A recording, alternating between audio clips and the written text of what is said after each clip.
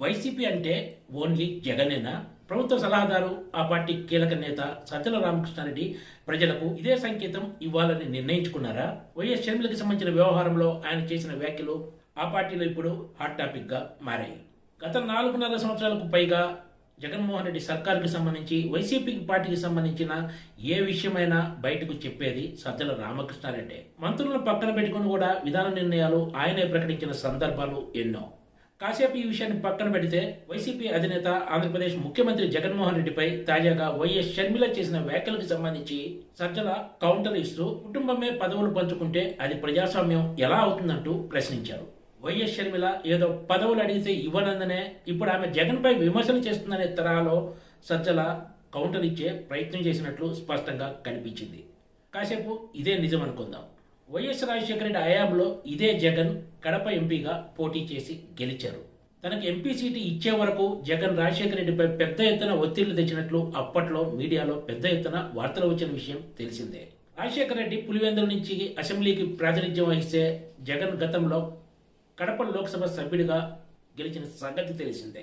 అంటే కాంగ్రెస్ లో ఉన్నప్పుడు రాజశేఖర రెడ్డి పులివెందుల నుంచి జగన్ కడప ఎంపీగా పోటీ చేయవచ్చు, కానీ వైసీపీకి వచ్చేటప్పటికి కుటుంబం అంటే ఓన్లీ జగనే అన్నమాట. ఇతరులకు ఏమైనా పదవులు ఇవ్వాల్సి వస్తే మాత్రం కుటుంబం పదవులు పంచుకుంటే అది ప్రజాస్వామ్యం ఎలా అవుతుందనే పెద్ద పెద్ద మాటలు చెప్తున్నారు ఇప్పుడు సజ్జల రామకృష్ణారెడ్డి. ఇదే సజ్జల అటు ప్రభుత్వంతో పాటు పార్టీలో కూడా కీలక పాత్ర పోషిస్తున్న సంగతి తెలిసిందే. మళ్ళీ సజ్జల రామకృష్ణారెడ్డి తనయుడు సజ్జల భార్గవరెడ్డి అత్యంత కీలకమైన వైసీపీ సోషల్ మీడియా వింగ్ బాధ్యతలు కూడా చూస్తున్నట్లు ఆ పార్టీ వర్గాలు చెప్తున్నాయి. ఆయన కుటుంబం పార్టీలో 2 పోస్టులు తీసుకోవచ్చు, కానీ ఇతరుల దగ్గరకు వచ్చే వరకు ప్రజాస్వామ్యం విలువలు లెక్కలు గుర్తుకు వస్తాయన్నమాట. ఎక్కడి వరకు ఎందుకు, శ్రీకాకుళం జిల్లా దగ్గర నుంచి మొదలు పెడితే ఒకే కుటుంబానికి చెందిన వారికి పదవులు ఇచ్చిన చరిత్ర వైసీపీకి ఉంది.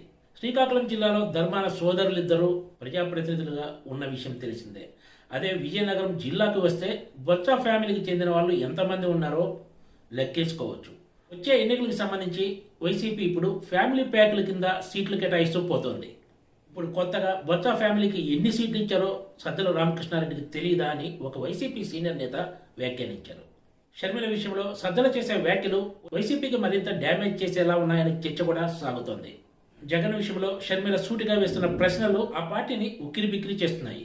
జగన్ కనీసం ఎమ్మెల్యేలను కూడా కలవరు, వైఎస్ఆర్ల ప్రజలతో కలిసింది లేదు అంటూ షర్మిల చేసిన వ్యాఖ్యలకు ఆ పార్టీ నేతల దగ్గర సమాధానం లేదనే చెప్పొచ్చు. ఈ విమర్శలన్నీ కూడా అధికార పార్టీని ఇరకాటంలోకి నెడుతున్నాయి. రాబోయే రోజుల్లో షర్మిల వైసీపీని మరింత ఇబ్బందులకు గురి చేయడం ఖాయమనే చర్చ, భయం వైసీపీ నేతల్లో వ్యక్తమవుతుంది. Please subscribe TGTV.